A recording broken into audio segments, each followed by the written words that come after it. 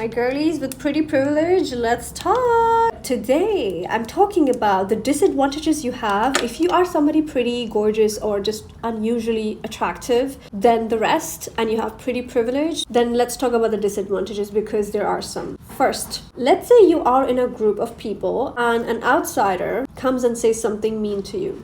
You are not going to be the one who will have protection from the rest of the group. And yeah, sometimes it could even be family members. If anybody says anything to them lot, together they can protect themselves because they are on the similar wavelength. But with you, they're going to be a little bit indifferent. They're not going to bother as much. If anything, they're going to thrive on that. They're like, oh, how could somebody give her a reality check? Well, finally somebody did, so we're going to be happy about that. In fact, we're going to join forces and actually confirm that whatever mean thing that outsider is saying to you is actually true. Their reactions will be like, they are either going to laugh and smile, almost trying to make you feel ashamed, and they're going to try and confirm that whatever that person has said to you, even if it was mean, but it was true. So expect less protection from people around you, and especially if they don't have pretty privilege like you do. Girls with pretty privilege also learn the hard way that they need to have very, very strong boundaries, because otherwise people are going to try and make you feel all sorts of ways, and there is nothing worse than a beautiful woman who doesn't know her own beauty, who doesn't know her own value and worth. Because anything good that will come her way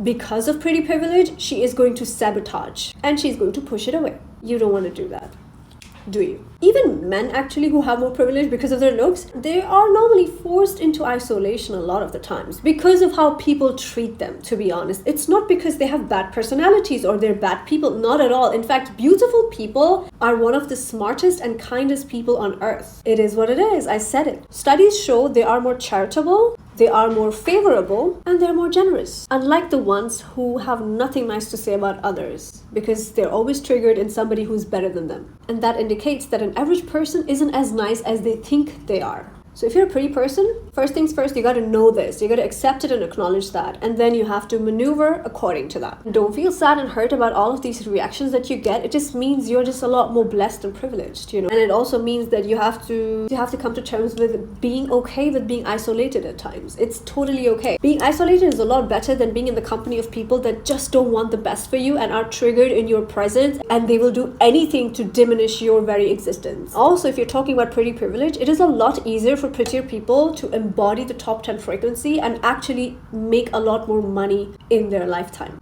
My top 10 frequency course is linked in my bio or also in the description if you want to join the biggest frequency community online. And if you want part number 3, let me know down in the comments below.